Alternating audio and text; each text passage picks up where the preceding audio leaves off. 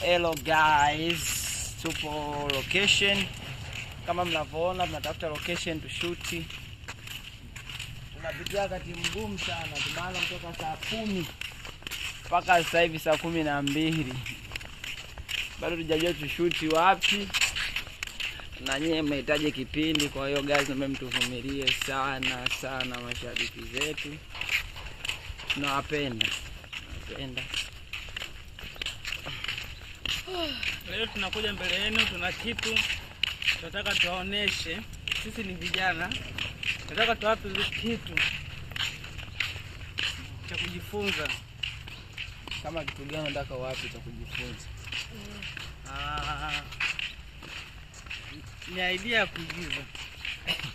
Sasa idea ya kuigiza ndio wanajifunza.